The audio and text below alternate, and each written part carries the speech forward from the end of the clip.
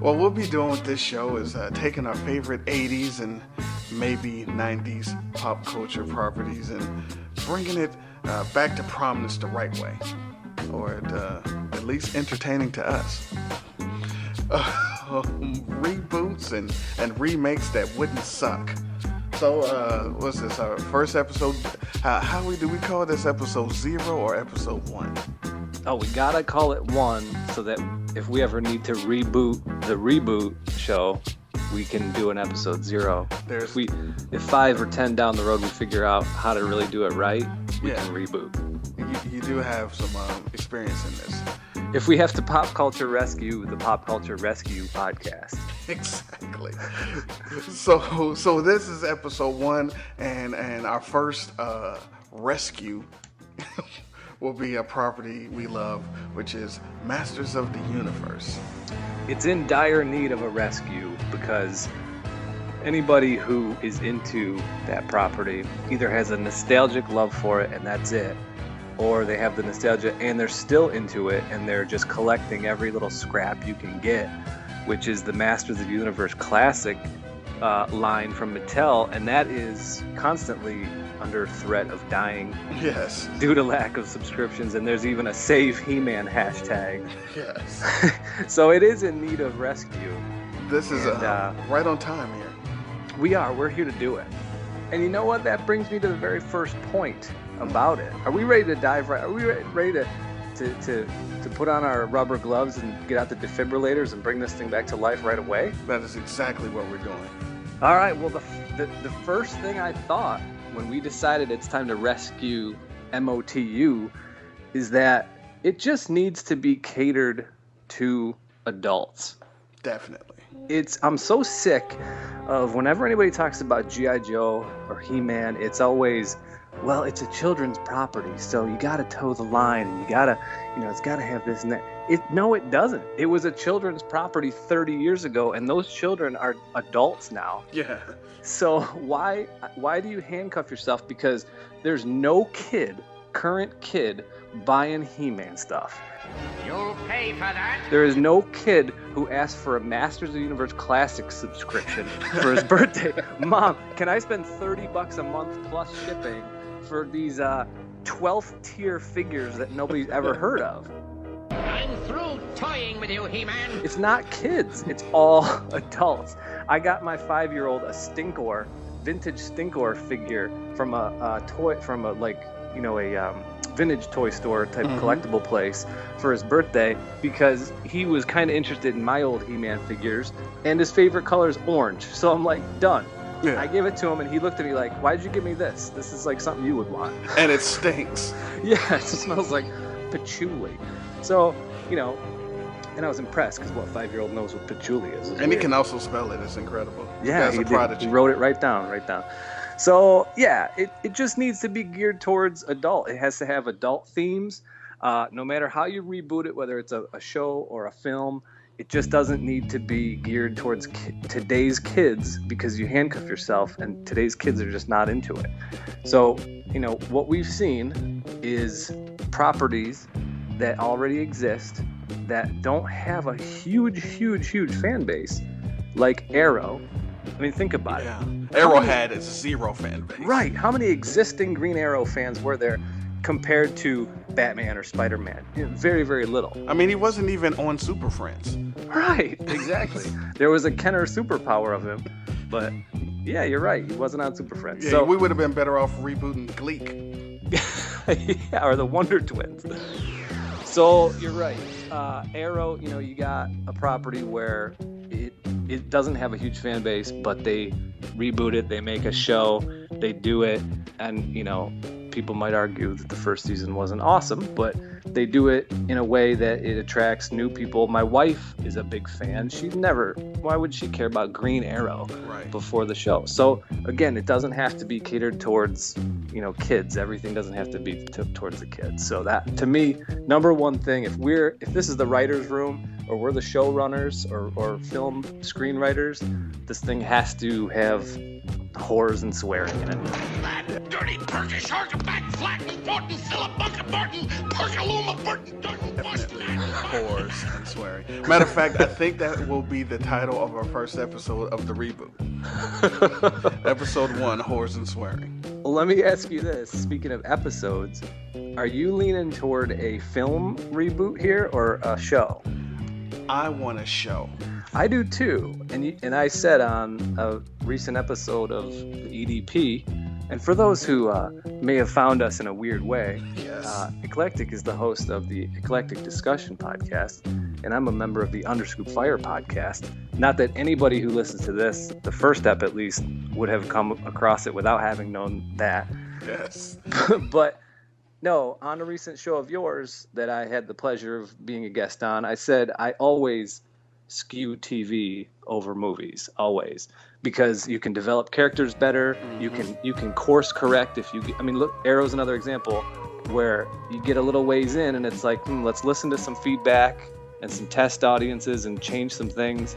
And if the first 6 episodes are a little clunky, you can trim the fat and get better and turn the corner. It's like, no, this is what happened on the island. yeah, wait a minute.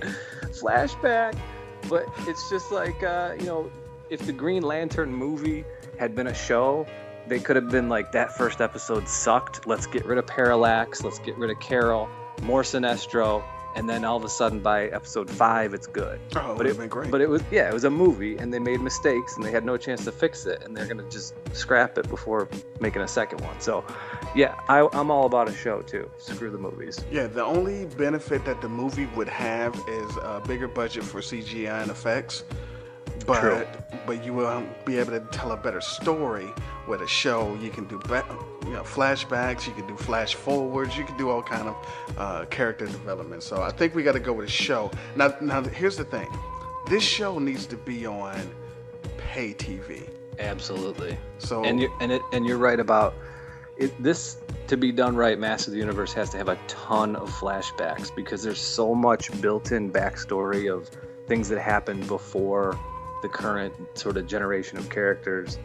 And you're right, it's gotta be just like you had the genius idea that the only way to do Deadpool right is a Showtime original series. Right. This has to be the same type of thing.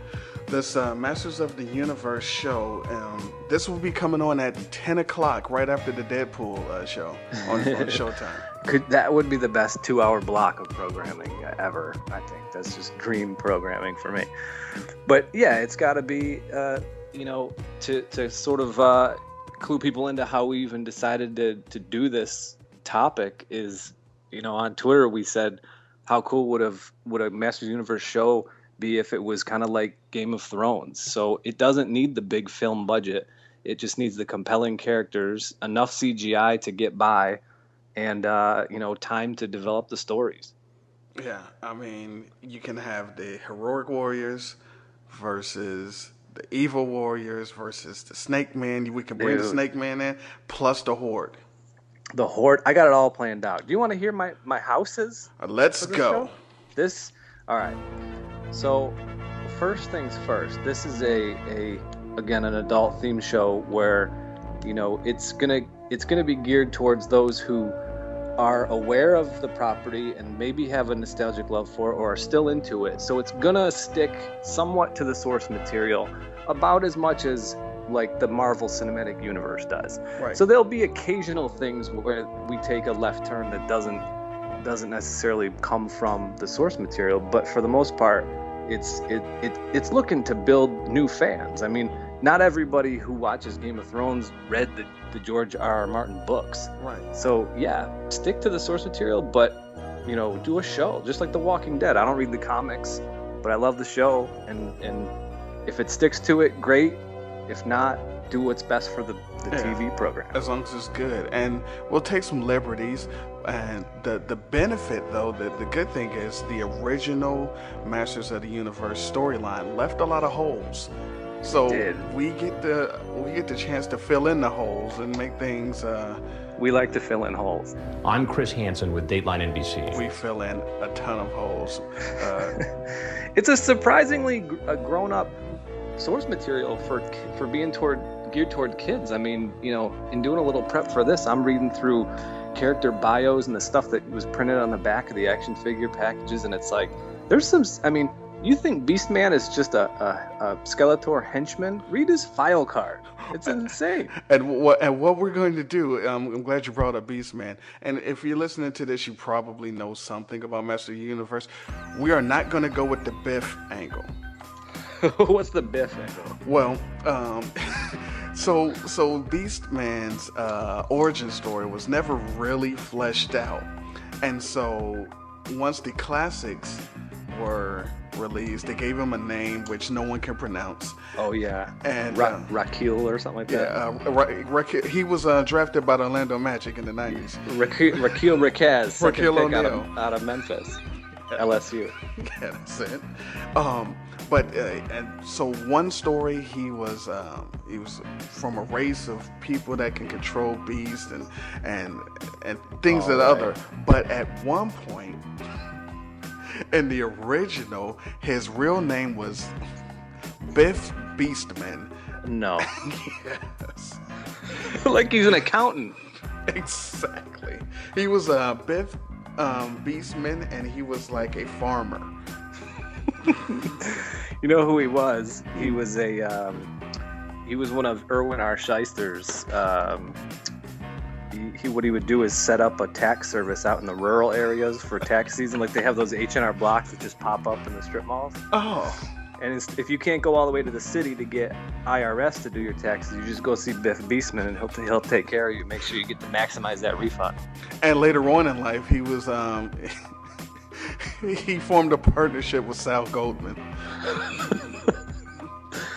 Oh my God! Well, at least we already have the built-in spin-off. Like how Breaking Bad is going to get the Saul Goodman show. Yeah. We can have Biff Beastman for when this one's all done and wrapped and everybody misses it. Better. It's going to be called Better Bring Biff.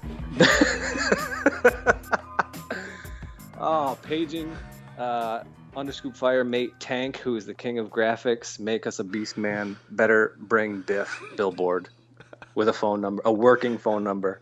Do not fail me. He has the phone built into his whip. Oh, it's amazing. All right, so listen. Here we go. I've got 1, 2, 3. I got like 6 houses here. All right. And they're not all coming at you right off the bat. It's just like, I have the benefit of having just started binge watching Game of Thrones, because if I think I mentioned this on the last Underscoop Fire podcast, my wife and kids went out of town for 2 whole weeks. So I just decided, what show do I want to binge watch? Because I'm going to have a lot of time on my hands. And Corey convinced me to do Game of Thrones. So I'm 25 out of 40 episodes in, but a lot of them are fresh. So this is a theme that I think is going to really influence the pop culture rescue tonight. So the first is sort of like the focus point. The main characters is obviously the House of Randor. Mm-hmm.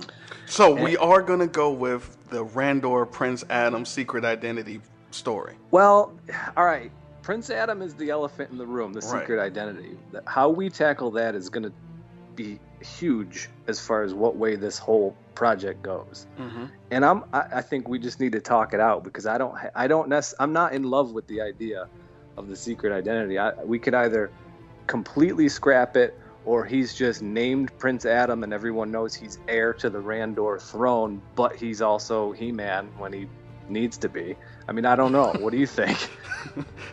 I mean, he could be Prince Adam, who just, is I don't know. What do you think? Well, we could make it the Masters of the Universe act, where all superpowered warriors have to declare their secret identity. Now one of my bigger issues with the comic films is the lack of secret identities. That's my favorite thing about comics. I know. But in this particular case, it doesn't work so well. Now, it doesn't. My original hope was to go with the original mini comics theme, where Skeletor had one half of the sword and He-Man had the other side. So I think for this sake, we're gonna go with, everyone knows he's He-Man. which on one hand it would keep people from storming the castle because they're like, well, fine.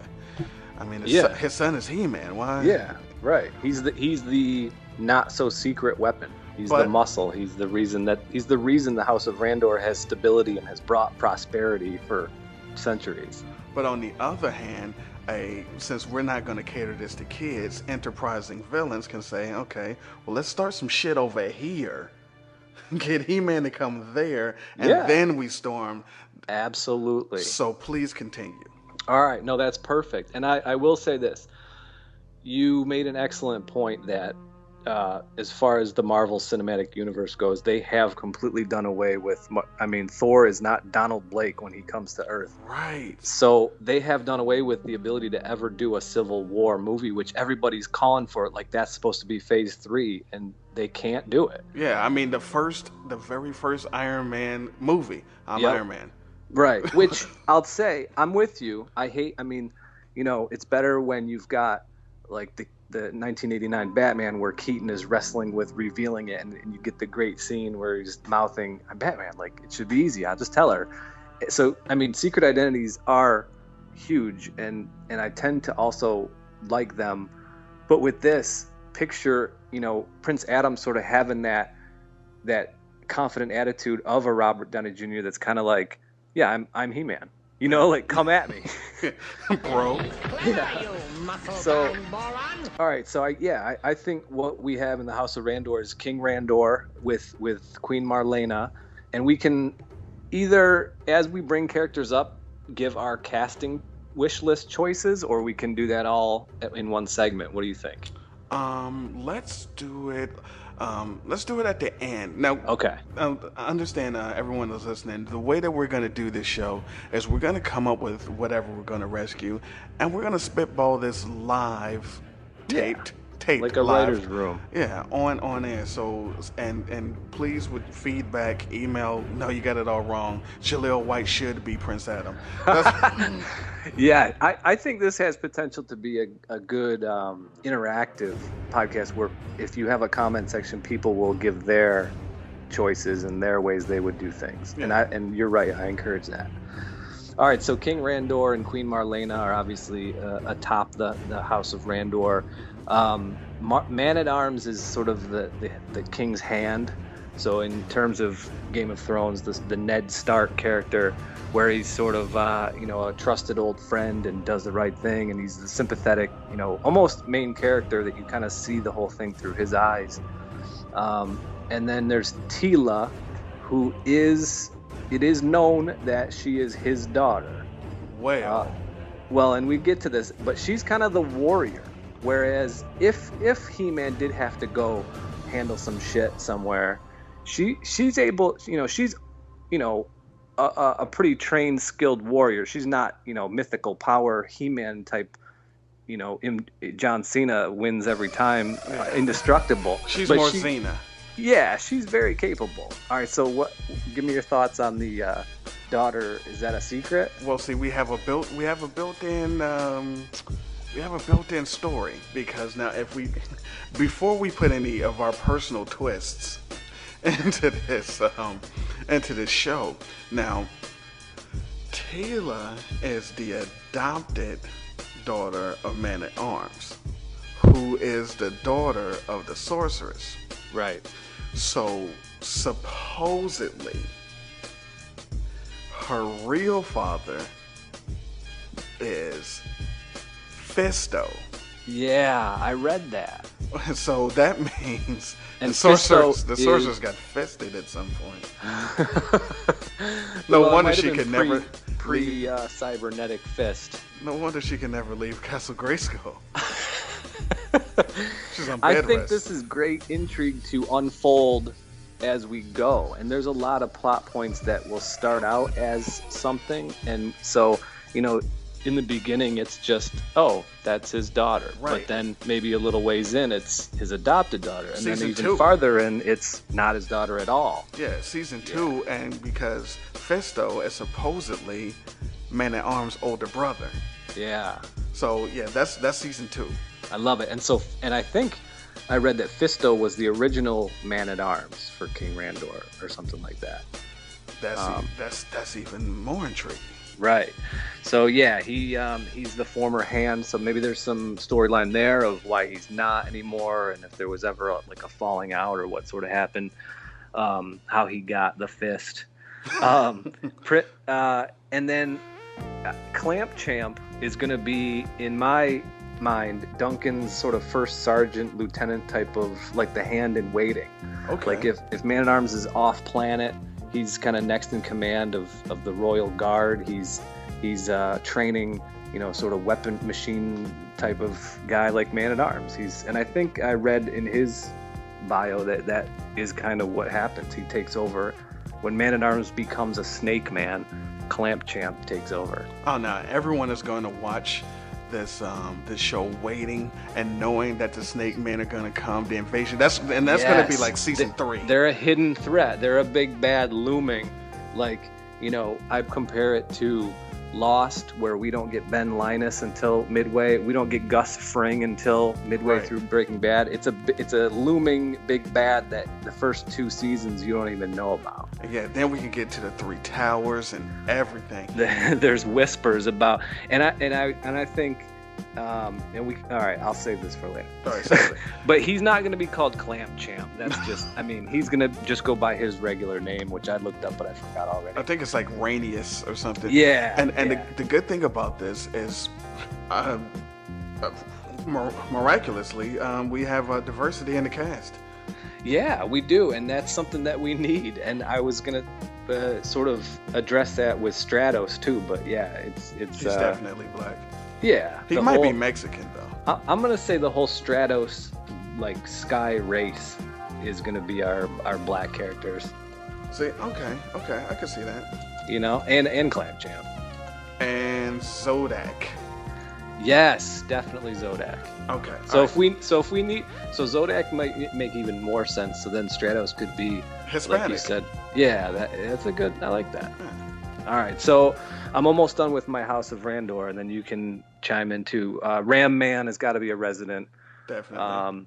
We said Fisto. I think Roboto is tooling around the palace. He's sort of maybe Man-at-Arms built him. Yeah, maybe we could show him in like the background in season 1, like halfway done, and you just see him every now and then that we're in Man-at-Arms lab and just wonder what the hell is, and people will come in like, what is that? And he's like, something I'm working on. And then somewhere around season 2, season 3, when they get in trouble, he's hitting a switch on his quarterback play calling wristband that he has. Yes. That's fantastic, and you can always have the ep where he goes wrong and the good guys have to fight him, and he just needs a little recalibration. Yeah, he needs the new iOS. He needs to update. Yeah, definitely, I'm all about that. And then now this is where I take a little bit of a left turn. So if you have any other sort of expected House of Randor type people, you can toss them in here. But I think that initially, and this is what's great about it being a show and not a movie where you have to throw too much in at once. Cronus is a weapons master type of, a little strategist, and he's good with the machines and the weapons, and he is a employee. He's a helper to Man-at-Arms. So you're talking an already embedded, known heel turn. Big time heel turn, and what it would be, he would be a sympathetic character. He'd sort of have like a tragic story where he's like a tragic figure where we come to like him, and he's sort of like a main character. And then what happens is, in a battle, his jaw and arm are basically decimated, and he is left by accident, but he perceives it on purpose. So a bit of an Anakin Emperor type thing, where then Camp Keldor, who is Skeletor, takes him in, repairs him, and he becomes Trapjaw. So, does this mean we're going with the Keldor is the brother of Randor storyline? We are, and we can talk about it, but I had thoughts of maybe Keldor being because I think that's canon, right? That Skeletor is He-Man's uncle. Well, it is not Sometimes. necessary, and depending on what you read. Now, sometimes All they'll right. say he's just from another dimension, and he came in, and his whole source. The reason why he wanted to get the power of Grayskull is so that he could bring his other people back, and they could take over Eternia. But you do have that whole Keldor brother thing. So, I mean, I think for the sake of a good show and good storytelling, we can go with that, because that'll be a story that we don't have to reveal until season 5. I like that. And something I read that I liked and think we could incorporate is that he is the brother of Randor, and he was at one point, some sort of a, mostly noble man, but he is what they call a Gar, which is like the blue-skinned sort of like not mutation, but just the way that he almost like how Tyrion, Peter Dinklage, is on Game of Thrones. Like, he's a Lannister, but he's a dwarf. He was just born that way, and he's part of the family, but that's just his look. And that's kind of what I read, is that he's a normal, member of the family, just happens to have blue skin. So that means we then end season 1, end of season 1, beginning of season 2, we have a flashback with the whole Acid and Hordak, but then we don't see Hordak again. Yeah, in my notes here, Hordak is in exile, and he's sort of a looming, maybe not even till end of season 1 or 2. Right. I like it. Now here's the $1 million question, because this could make or break the show depending on how it happens. She-Ra. No. Okay. Do we or do we not Orko? Oh yeah, I have him as a sort of off-planet mage, like a Yoda type, that only if absolutely necessary, maybe to pay fan service, like here he exists, but he is not gonna be floating alongside our main characters fucking shit up. I hope we're going with the explicit tag on this podcast. We almost have to. He could be beeping beep up So- if you censor. That's it. Now, so here's the other thing. We have it known that he's He-Man. Right. If it's known that he's He-Man and he's Prince Adam, does that negate our biggest selling point of the show, the transformation scene? I think he could still transform. He just doesn't need to run into a back alley to do it. And always look to the right. Yes. And I would prefer if he doesn't punch the viewers through the screen in the beginning too. That's offensive. I think for the very first episode he has to punch us. All right, that's fine. Now- Oh, you know what? Maybe this would be great. Is it's just like it opens with him, and you just see from the viewer's perspective, he punches through glass like at you, and then it turns out he was like killing a bug on a mirror or something. Just almost like a fan service of there's the scene. Perfect. He's practicing his line in the bathroom. Yeah. He's doing the Keaton. I'm He-Man. I am He-Man. By the power of Grayskull. I'm He-Man. Now, because we have the whole thing with Cringer, do we have Cringer? I don't know. I think it depends. See, for the cartoon, it was very 80s and very kid-friendly to have it be a little scaredy cat that kind of went along on the adventure. But to me, I almost just think he's always Battle Cat. And I have it. He doesn't talk. I have it. Oh, so he doesn't talk. I don't know. I mean, what do you think? Well, I think he's always a ferocious tiger that somehow he's only really nice to He-Man Adam. Oh, okay. So even I like even that. House of Randor is like, I really feel uncomfortable with with this cat around. Yeah. And at one episode, Evil Lynn casts a spell and makes him a coward. Ooh, I love that. And I'm picturing the way that you described how he normally is around the palace is sort of like a Chewbacca, where Han Solo he's cool with Han, but he's kind of punchy around anybody else. Right. And they're like, hey, get your buddy in line there.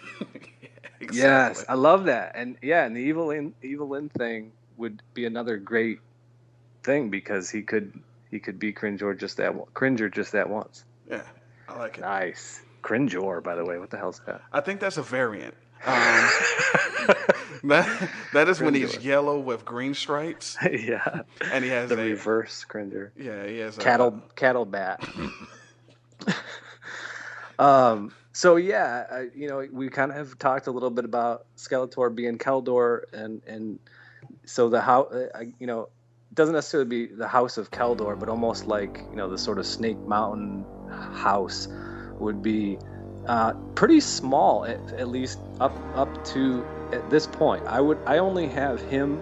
I have Beastman as not remotely a bumbling henchman, but more of like a strategist and really sort of like almost like Destro to his Cobra Commander, where they both take part in plotting, and it's not just the idiot muscle. You see, I was thinking more of Zartan, where he would be out in the swamps with animals that he can control, and Skeletor's like, come on, and he's like, and Skeletor goes to him, and he has dragons and stuff. Just, nice. So maybe. All right, so I like that, and to me, so right off the bat, I've got those guys. Trapjaw is not Trapjaw yet, right. And then I've got Triclops right away. I love Triclops. Yeah, he's right away. He's there, and he's kind of the muscle. Like if we were gonna do the inevitable and cast a pro wrestler as one of these guys, that's the guy. He's sort of like the no nonsense, not a lot of dialogue, just the brute muscle guy. Okay. So you have. So we have to have Evelyn, correct? Yeah, definitely. She's actually the head of her own house in my my plans here. Oh. And that's why I've got a relatively small Skeletor camp, because a lot of the action of the first season is him sort of corralling or recruiting or bringing together these factions, because Merman has his own.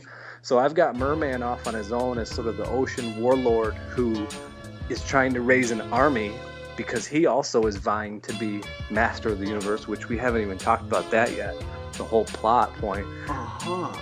He is looking for an army, and he ends up striking a deal with a seafaring race, a crustacean race called the Karakoni, led by Clawful.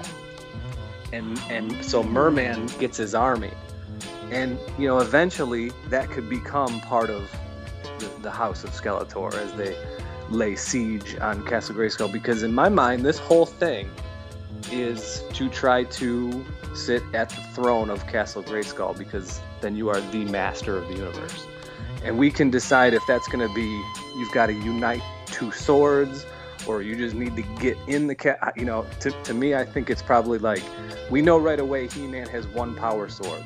There's another one somewhere. And whoever gets it then just needs the other one, and then they gain entry, and then they sit on the throne, and they're the master of the universe. So you have your heroic Randor house, and He-Man has one part. Nobody has the other part. They have to find it. And that's what I was thinking. And so while each faction is doing things to find it, He-Man is fighting them. I like it. All right, so for the Keldor house, you only have who? Yeah, right now, at least to start, I have Skeletor, Beastman, and Triclops. What about Jitsu? Well, I have Jitsu in Evelyn's camp, which is she's a mystic, and she's really almost as powerful as anybody.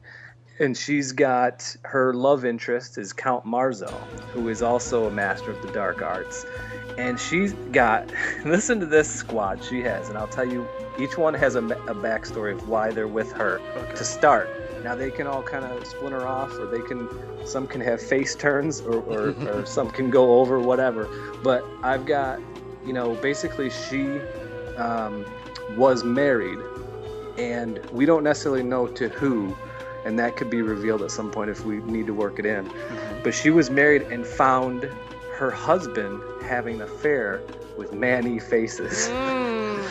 Now listen, this might be influenced by the Game of Thrones and all the man-on-man action you get on that show. Okay. But he was an actor, Manny Faces, and that's in the canon too. And she found him with her husband, so she kills her husband and she curses Manny Faces to the three. He was just a man, and now he's got the robot and the monster side. Okay, so she that. Cursed him, and he's also now loyal to her, probably over some sort of mystic mind control. Because when she finds out that he cheated, she says, "Okay, you're just a man, but you have no soul, robot. Yep. And you're a monster." Monster. Got Done. it. Love it. They all have reasons. Then Jitsu was caught touching someone he shouldn't have been. I'm Chris Hansen with Dateline NBC. And he gets cursed with the golden karate hand. Mechaneck was a peeping Tom who was up on a ladder, and she curses him with the neck. Stinkor was caught stealing expensive exotic perfumes from the market, and she curses him to stink. And then Snout Spout, I don't know what the hell he did, but she gives him that big metal head, almost like a Destro, or a man behind the iron mask type of thing. He's just cursed to wear that. Or who was that? He was Vader's helmet. She caught him, and I mean, this is adult themes. Bear with me. She caught him like a little bestiality situation where he's out there porking the elephant at the zoo. She decided. So all these kind of almost like freaks where, you'd have trouble reconciling them if they were just walking around the Eternian Palace like, oh, hey, Mechaneck, like, what the fuck are you? Right. He is now all these kind of like motley So crew. she's Luna with the oddities. Exactly. And the other one I have with her is Too Bad, who was originally two separate people, but they wronged her somehow. They were pulling a long con on her, and she merged them together, and now they got to share a body. These are great flashbacks. Yeah, exactly. They're like one-offs. Like, you know what? If you have like a 10 or 12 episode season, you get a couple in, then you're like, oh, dude, did you see the Too Bad ep? And it's almost like the 40 minutes of it is dedicated to that story of how he became him. Dude, that's amazing. That, or you have a real reason to get the box set of the seasons. What a good-looking box set it would be too. All right, so the only one I would put with the Skeletor then is Webstore. Yeah, you know what? I have Webstore as a almost like in the first episode, you see Tila like sort of in a battle situation, and she's been overpowered by the like Spydor people. It's like Webstore is almost like the leader of like a wildlings group that is like she stumbled into, and they don't have a house. They're not in it for power. They're just nasty creatures, and she's sort of in the shit with them, and she gets rescued by Buzzoff, who is with like his bee people, like and then Buzzoff is a sort of friend to the House of Randor, and the bees fight off the spiders in like a massive battle scene, and then they go like she invites him back to the palace, and they thank him with a big feast, and like so Buzzoff a big jar of honey. Yeah, he's kind of like he's an ally, but he's not necessarily like he's not in every episode. He just kind of makes that save, and he's out there. Right. But yeah, that's like Webstore, Spikor, those kind of guys. They could be with Skeletor if we want to give them more people right off the bat. Now we're gonna do. Are we going to include King Grayskull? Are we gonna do flashbacks to the pre? Yeah. Okay. So to me, King Grayskull is he was like the original, like it all kind of started. There was like centuries upon centuries of peace and prosperity, and he was the king, and basically the master of the universe. And then when he died, and this can be stuff that gets revealed down the road of how he died, and, you know, maybe it was Hordak, and then he got sent into exile, and, you know, he's an ageless one type of thing. But yeah, like generations ago, King Grayskull was there, and He-Man is somehow like a descendant of his. And King Grayskull had a council, we'll call it the Council of Elders or something. Of course. And on that was Zodak. Yeah, he's the last one that still has his form, because everyone else are spirits inside Grayskull. Right. And also, I say, on that council that is long since disbanded, and Zodak is gone. He's out there, but we don't know what his status is. Mm-hmm. There was also a Corporal Hiss on that council, who can later be King Hiss if the snake men come into the fold. Yes, because supposedly, and this depends on how we want to do this, supposedly Snake Mountain was built by the Snake Men. Right. Yeah, and then they're like imprisoned under it or something, or yeah. Yeah, they were exiled, or they were dormant or something.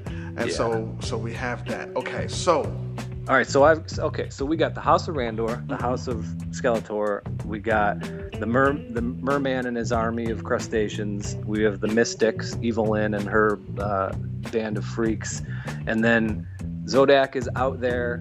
Then I have the House of Stratos, which is sort of another ally to Randor, but they would like the throne for themselves. And so it's sort of almost like he would be King Stratos, but he's not the king. It's just a sort of family or a race. That's it. So are we gonna show the city of Avion? We could, yeah, absolutely. And then we could have, and they don't need to be there all the time. It just could be like a couple, you know, it could be they just are out there. And I thought we could incorporate, and I don't want to get into the space, the new adventures and all that garbage. We will not touch those things. But we could have somebody, and he either could be named Icarius or he couldn't. But it could be somebody who's almost like a Han Solo type space ace that lives with them for some reason, who is almost like a hand to Stratos, like his sort of first mate, lieutenant type of guy. And it just gives another, so when you're having scenes with them, it's not just 1,000 Stratos looking guys. You know what I mean? It's got a little bit of sky diversity. A whole bunch of Hispanics with ski goggles on. Which Hispanics with gray chin straps. Yes. Now we have two characters we have not placed. Mossman. Yes. To me, Mossman is a urban legend who he's revealed later on to exist and be sort of an ageless. He was an ally of King Grayskull, who also went into hiding. But he could reveal a lot of plot points, or he could be responsible for a lot of moving the plot along on stuff that we'd have no way otherwise of knowing. But yeah, he's sort of. I think he should be sort of like a, like a. Oh, have you heard of the Moss Man? Oh no, he doesn't exist, or nobody's ever seen him, or. Yeah, I like that. And he kidnaps people. People just go missing, and we see someone just walking and they just disappear. They fall through some moss, or they get caught up. Now, what about Rio Blast? Do we Rio Blast? Do we already cast Tom Selleck? Is that what we do? We could have him if you want. The only other faction I have, or house I have, is the Horde, and that doesn't have to be right off the bat. It can either be like Hordak is a looming, like we said, a big bad that comes down the road, or they could just sort of be in existence now but without their leader because he's in exile or he's missing, and that would, that you'd have all the Grizzlor and Mantenna and Leech and Shadow Weaver and all them. And I thought if we do have them, or eventually when we do have them, that Modulok would be almost like a Rancor type character that's like a creature that they just throw people to. And it's like he's got 1,000,000 arms and legs, and it's like, no, not the Modulok. And he has a keeper and like that kind of thing. Why don't we treat Hordak and the Horde like Lost and the second half of the plane? The back of the plane? I love it. Perfect. So you tune in and you're like, well, who are these people? What's going on here? I think, and this is something they did in the recent, the DC Comics version of He-Man, which I picked up a few issues of. Mm-hmm. They had Adora as a member of the Horde because she was sort of brainwashed or just she brought was kidnapped. up. Yeah, she was kidnapped as a baby by Hordak and then brought up. And so she's almost like his first lieutenant, like leader of the Horde troopers, and has like a Susan Powder look. She's all buzz-cutted and like a badass, and it takes some convincing, like, no, you are the sister of He-Man. So, we could take a page from that. She could be sitting in as the leader of the Horde if Hordak is missing, or we could have her not on at all until later seasons or what. But I think Adora is a big chip that we don't deploy right away as She-Ra. Right. So that means we will keep her in her own universe.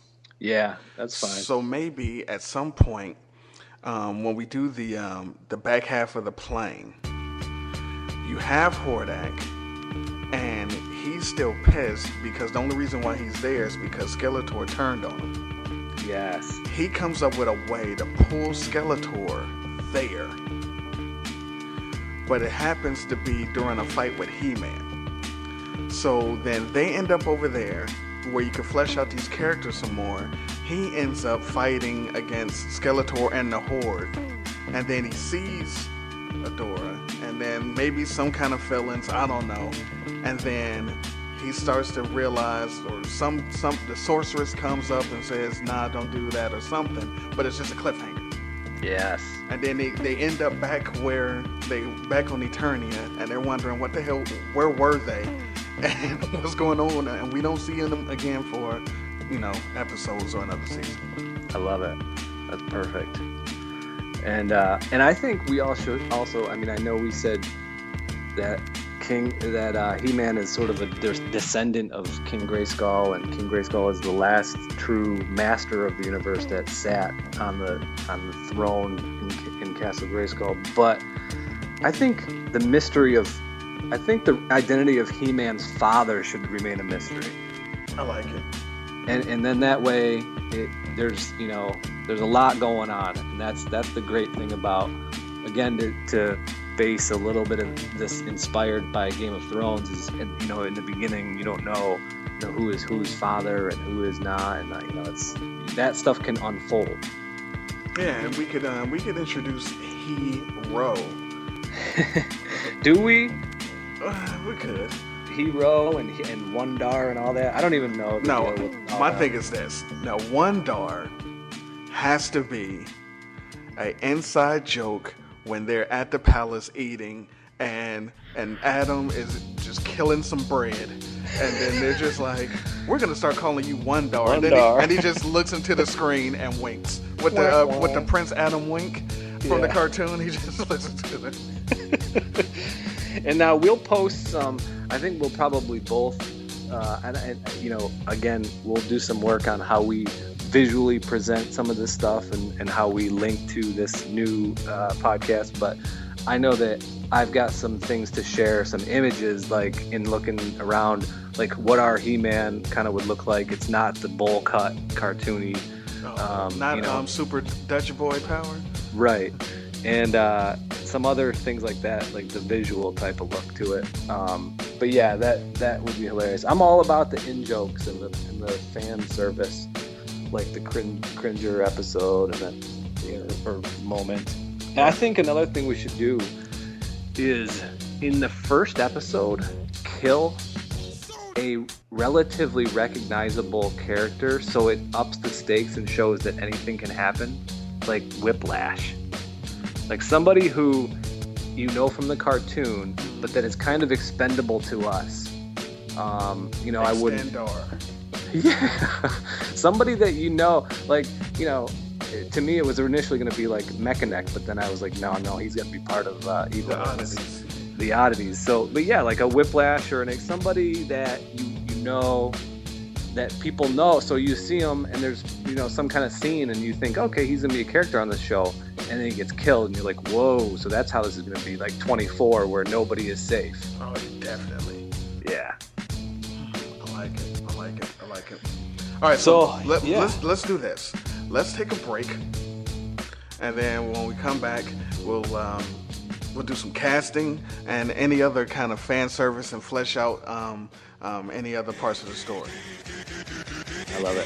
From the powers bestowed upon me by the third coast, deep in the trenches of Atlanta where they learn most.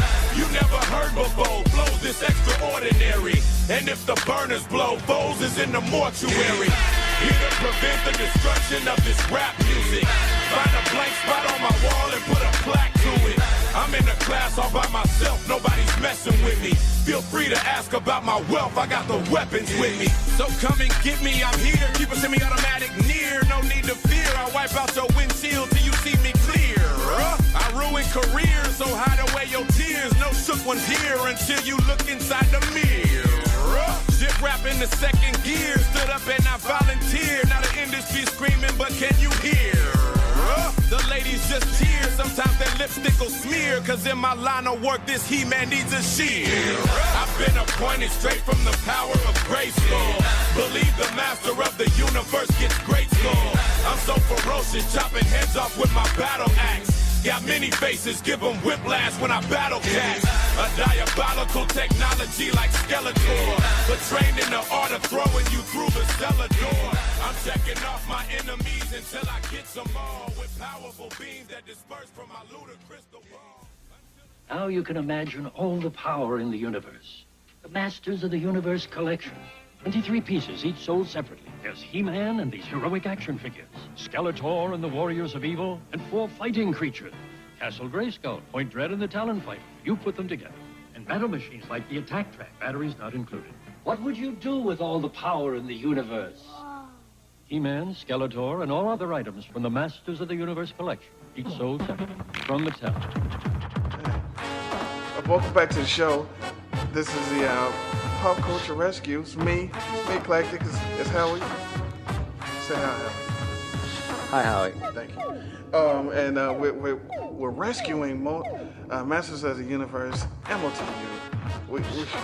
It's basically Masters meets Game of Thrones, but way better. Way better. And but we have to do casting. And Tell me after that first half of the show that you're not dying to see this made.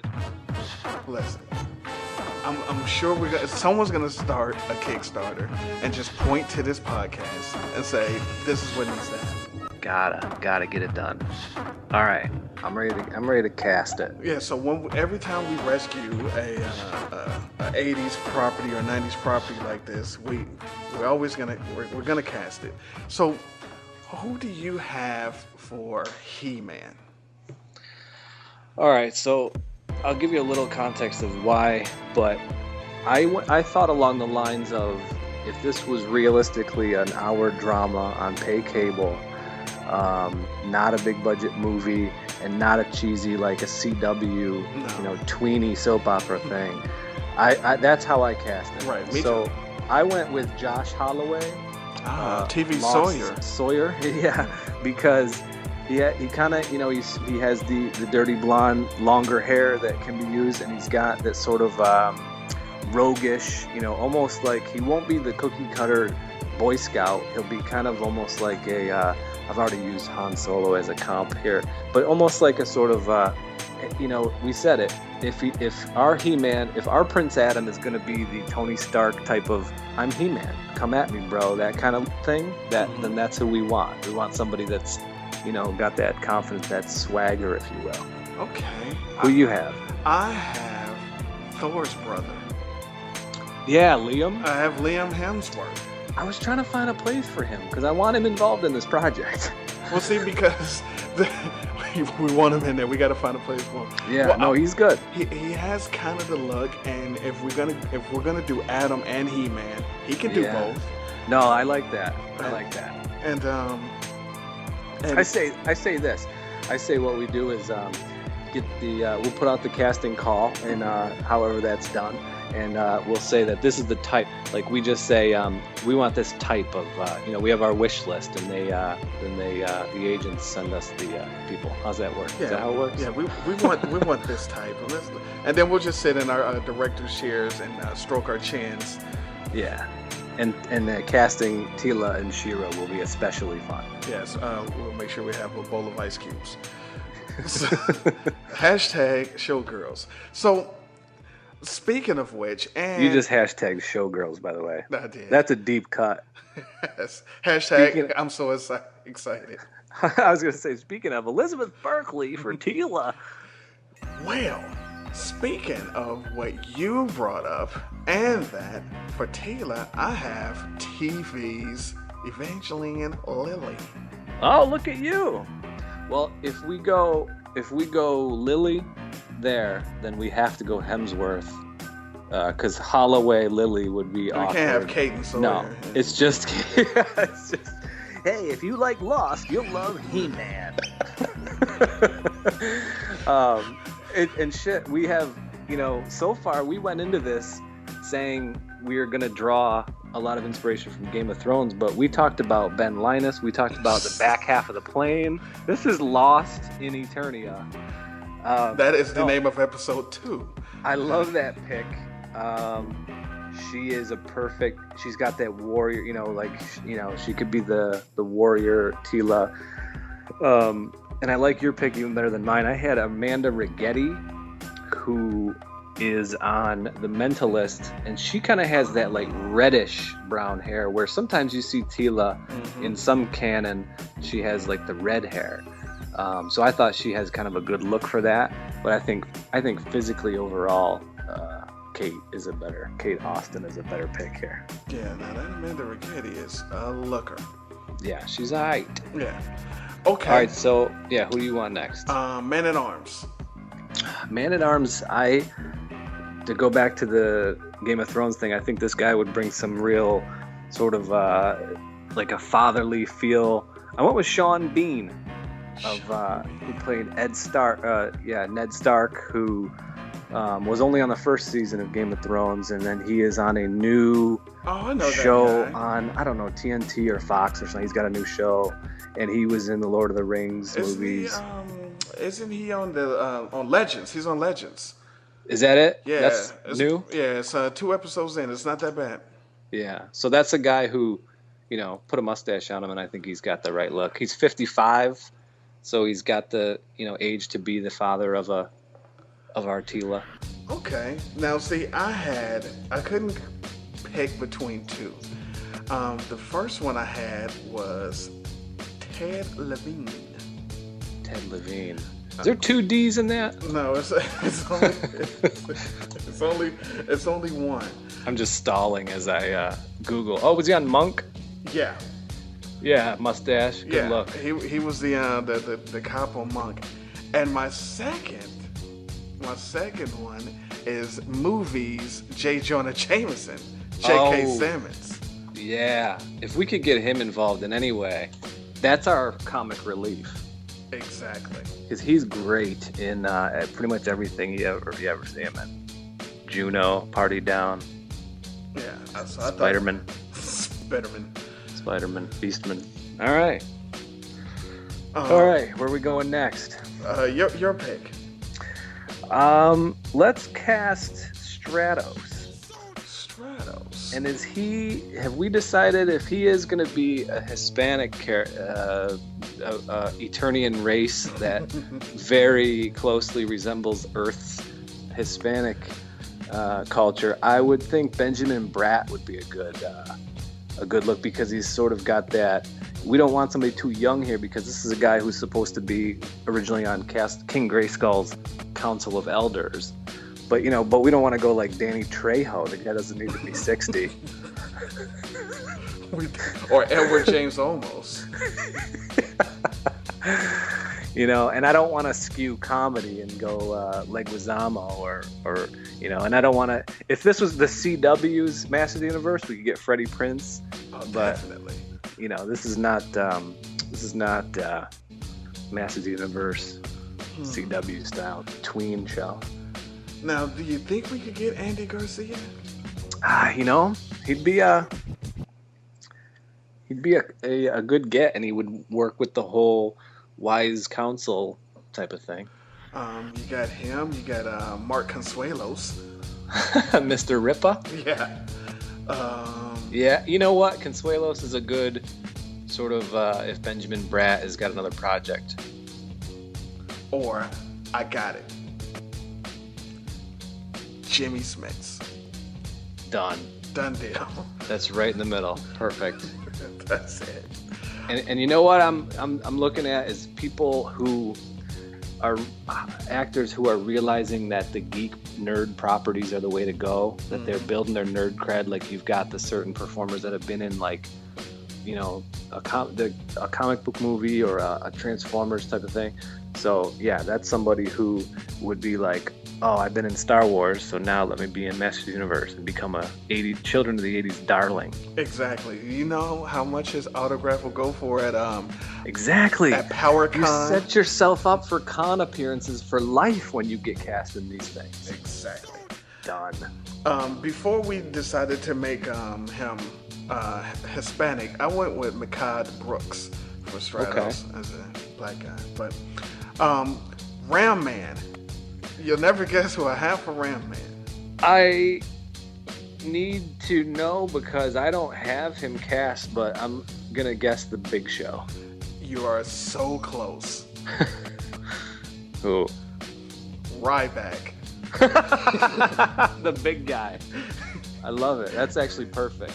Now, and I said it in the first half of the show, is there would be the inevitable casting of a WWE wrestler, because anytime it's a Hercules movie or a Marvel character that's jacked or it's always like, what wrestler are we going to get?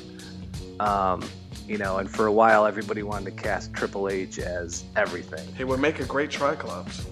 Yeah, there's a lot of sites out there that do casting of Triclops as Triple H. It's uncanny how many I've seen. Or maybe Edge. Yeah, I have Edge later on, okay. But he's not Triclops. I think that is who do I have as it is. I didn't have Triclops, so me neither. I think he's a guy who we just pull, almost like there's a character on Game of Thrones called Mountain, where it's just like a guy, like a European strongman we just need a guy who's just big time. Oh, other question here. Mm-hmm. And stop me if one of your later casting choices is going to go this direction, but are we doing any stunt casting to get headlines like, how, they made Miles Morales Spider-Man, or they made Thor a girl? Are we going to have like a girl merman or some shit? Mer-girl? Merg. Mer-lady? Yeah. Like a girl, you know what I'm saying? Are we going to have like a... I don't know if we're going to make Adele Trapjaw.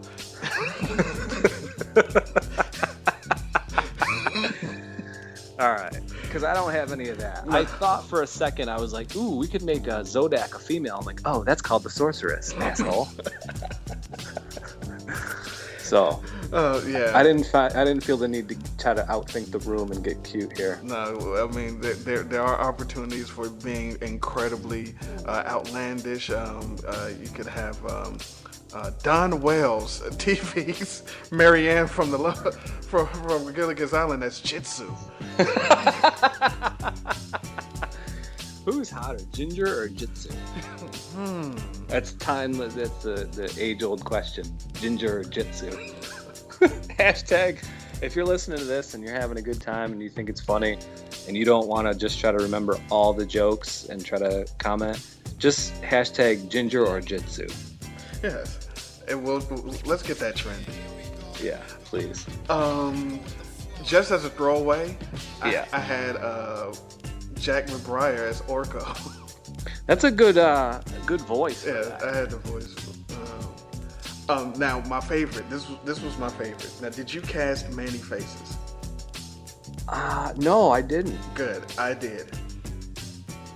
Now we got Manny Faces that has the actor, the robot, and the monster. Oh my God. Bill Hader. Oh, that's perfect. You can't get any better than that. You can't. Especially if he's in Evelyn's Oddities. Because they don't all need to be... That's the other thing is all of our Masters of the Universe characters aren't going to be Jack cut from the same mold, the same exact sculpt. Yeah, and they're all not going to look like they're about to get off a horse. Right. Yeah, and they're all not going to be swole. So yeah, Hader would be great because Manny Faces just has to have all the mechanic, and that would all be a part of the sort of curse she put on, or like she sentenced him to having this big damn contraption on his head and all the hoses and stuff. And can you picture him spinning from head to head with the different voices? Yes, that's amazing. That is so good, Hader. And he needs the work right now. Yeah. Because I don't have anybody, and I thought I was positive you'd have a good one for this one. Did you cast Evelyn? Evelyn, yes. I cast Olivia Munn. Ooh, I like that. Yeah, because she almost had that sarcastic, like cross me and this is what happens. Yeah, and she still has the exotic look too. She does, and our Evelyn would have to have a real dark sense of humor to have done that to all of the people in her group. Exactly. That is fantastic. I love. Oh, and the nerd thing. She would definitely be into that. She goes to all the cons. The outfit. She would wear the outfit. Oh yes, yeah. Done. All right. I'm gonna go to one that I did have cast, and I did sort of tease earlier for Trapjaw. That's where I have Edge, or Adam Copeland now. And he's actually established himself as a pretty decent actor on whatever Haven or whatever that sci-fi show is. He's not bad, and the problem is with casting an active wrestler is their schedule. I mean, they're on the road all the time, so like a Ryback would be good because they could pull him from TV for a few weeks and you wouldn't notice. Yeah. And Ram Man's not a character that's got to be in every ep. But if Trapjaw's going to be sort of a main character that has a big heel turn and sort of is a tragic figure that we relate to, I think he could pull it off pretty good. I like that. I like that pick. I had Hayden Thomas Church. Ooh, that could work too. As Trapjaw. But I like both. I could see that for sure. Who else? I got let's see. I got a couple of elder stateswomen. I got Fisto. Oh, good. Yeah. I cast Fisto. I don't have Fisto. I don't know if you if you're a fan of Mad Men. A little bit. But J.R. Ferguson is who I have as Let me look him up quick. Is who I have as I think he would do a great job as Fisto. Oh, yeah. He's a Stan Rizzo. I mean, he has the beard. Yeah. He has the beard and he has the acting chops. Definitely, I can see that. I like that pick.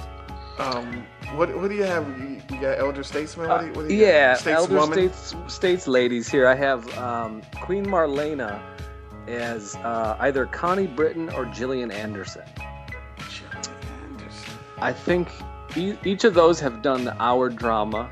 Each of those have done, well, Gillian Anderson has done the sort of nerd sci-fi and the X-Files.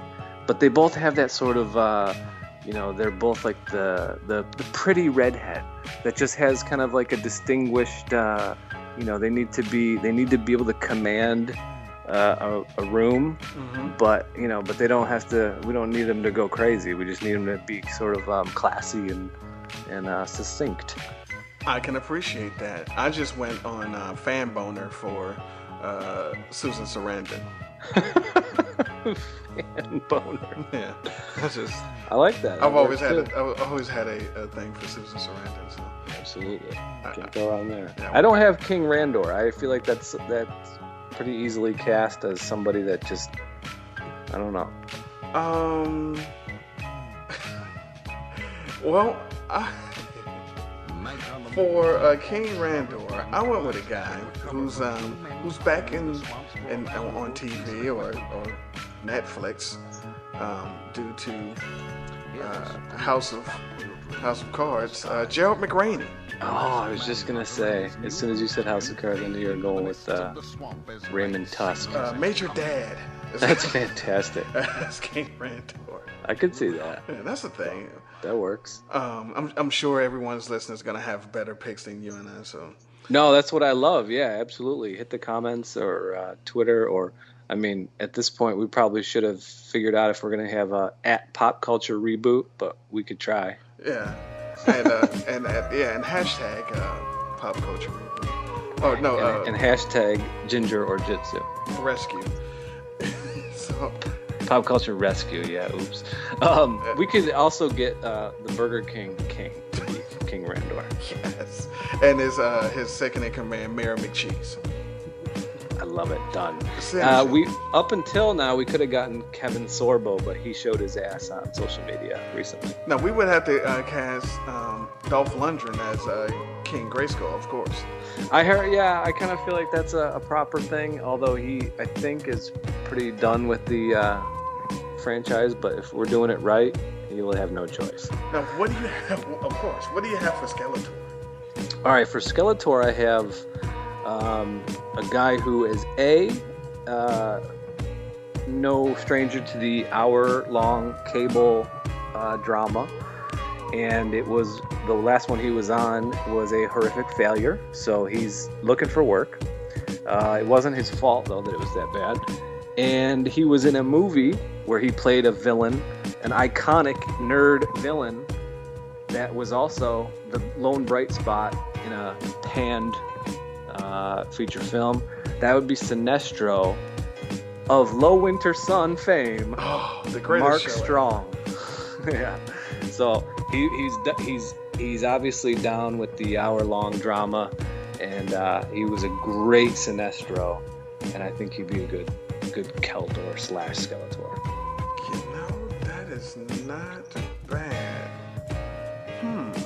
And it's somebody that you can kind of keep under contract. You know, you don't want to stunt cast and have it be somebody who, after a year, they're like, well, that was cool, I'm out of here. And you're like, no, we can't recast Skeletor because he's probably our sort of main character in a lot of ways. I was going with another villain from a, quote, comic property, if you've watched Smallville. Yeah? John Glover, who yeah. played Lionel Luthor. I love that. I think that he would be pretty good. Oh, hell yeah. I mean, There's if you Google image him, the fourth one over is like friggin' perfect. Really? Yeah. Nice. He's a good Skeletor. And he has a decent enough voice too to pull it off. My first instinct was Willem. Who? Willem Dafoe. Oh yeah, you need the voice. Yeah. You're right. And I like John Glover's voice a little better than. Well, you know what though, Mark Strong, I will say, and Glover would be able to do this too. Like Skeletor almost has that kind of like old British, like accent. He has the Madonna after she sold 1 million records accent. Yeah, exactly. Somebody I've been trying to get in, and maybe I don't know if he's somebody who we could just cast as like maybe he was on the, I don't know. He's too old to be even King Randor, but John Noble, who was Walter Bishop. I really want to get him involved here somehow. Oh, who could he be? I want Walter Bishop in here. And I don't know if it's just somebody who ends up being in one ep, or he could be one of the elders whose spirit is in Grayskull. Yeah. You know, just I think I want him attached to the project. Or maybe he's someone who taught Evil Lynn her magic. Ooh, I like that. Oh yeah, it could be the husband that she killed or something. Or he could be Fearless Photog. Oh my god. Or he could be Rio Blast. Nah, we're saving him for that's some stunt casting for halfway through when sweeps week. Yes, that has to be Tom Selleck. What do you have for Beastman? All right, so we talked a little bit off air about Beastman and Merman, at least for me, are characters that I'd rather put our budget towards good CGI and cat and the salaries of the other cast members. So if it's somebody who's going to be covered up, I mean, like Ron Perlman when he was the Beast. I like that. That's cool, but you know what? He's a star of freaking Sons of Anarchy, so he's not going to come be, a supporting character in this show, and then we'd have to pay him a ton. So I just kind of said we just cast actors who physically fit the role, and you're not really going to see their face for a lot of, for Beastman, Merman, Clawful, and Mechanic. These guys, it could just be whoever. Well, if you ever watched Prison Break, I went with Dominic Purcell. Is that that's the bigger brother? Yes. Yeah, I could see that. Yeah, I went with that guy. Yeah, I thought that guy because the Wentworth, the smaller brother, he's gonna be on the Flash show this fall. Oh, that's cool. He's like Captain Cold or something. Oh yeah, he is. All right. Yeah, and I had Andy Serkis for Merman. Yeah, he's gonna have that Star Wars money here shortly. So yeah, we'll get him out of there.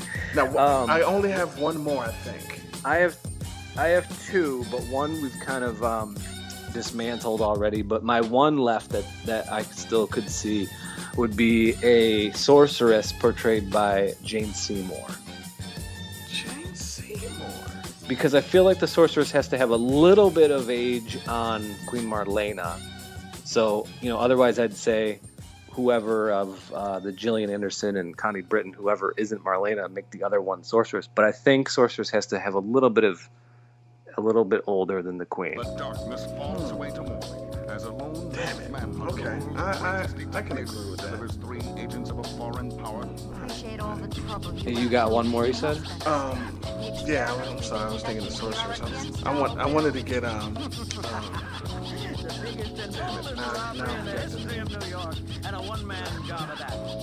Never mind.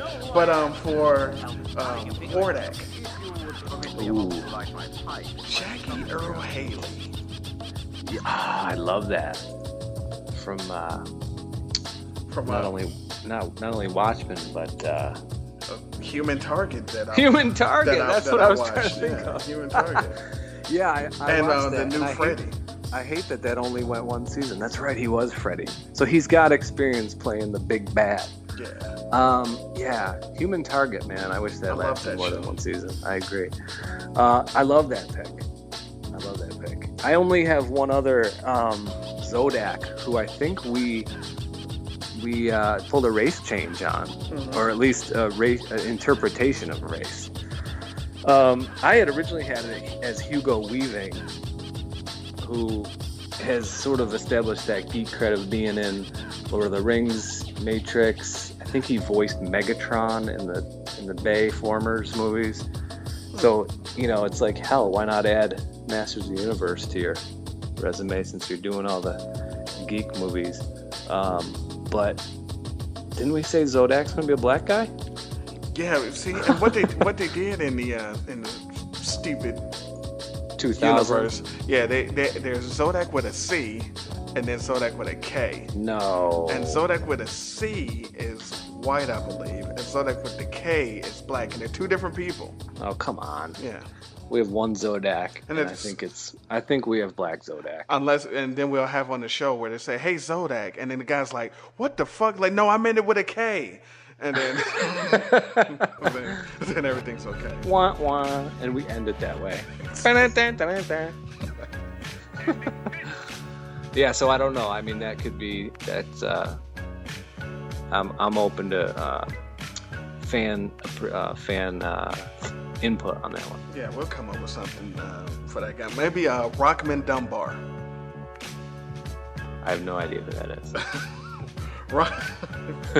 Rockman Dunbar is let's see, what would you have seen him in? He was in Prison Break as well. Okay, I'm looking. He was in Prison Break. He was in Sons. He was on Sons of Anarchy. Okay. Rockman Dunbar. All right. Yeah, that works. Yeah. I think we also at some point have to have someone be sleeping and Ninjor sneaks in and tries to assassinate them. And that can be anybody. Yeah, anybody can be Ninja. So I'm thinking Gallagher 2. Done. Awesome. So what's left is there to say for this episode of Pop Culture Rescue? Well, I think that if this ever happened, it would more than rescue the property, because hell, it's better than anything else that has happened. I think it's either this or just the pure cartoony, stick to the campy and make a new cartoon. But they tried in the early 2000s for another cartoon, and they made it a little more edgy, and it was all right. But I think this is the way to go. I think the blueprint exists. It doesn't have to be a carbon copy of Game of Thrones. I think the blueprint exists, though, for universes like that to have mainstream appeal, to have the fantasy aspects, and to have the sort of characters that are in this property. So take the source material, gear it towards adults. Don't make it a kid property, and I think it would be awesome. I like it. And coming up, we're gonna do more shows. We got things down the pike waiting. We got Silverhawks. Partly metal, partly real, all in need of rescue. Yeah, and a lot of other things. So of course, if you tweet us your suggestions, we'll consider those. And absolutely, I'm looking forward to it. A lot of rescuing needs to be done. Yeah, and so until next time, thank you for listening. Thanks for having us. Yeah. And we're leaving now. As we do more shows, we're gonna have incredibly snappy outros. We are. We're gonna get it down. Yeah. But right now, all we can say is bye. Yeah. We love you.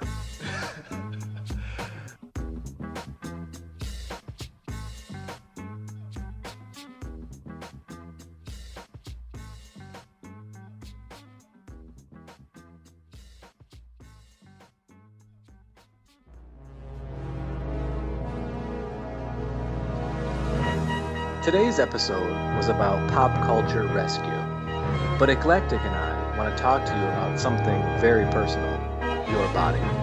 Remember, it's your body, and no one should touch you in a way that's wrong. And if they do, tell someone you trust, like your parents. And if it was your parents that touched you, stab them with a sword. And email us at popculturerescue@icloud.com.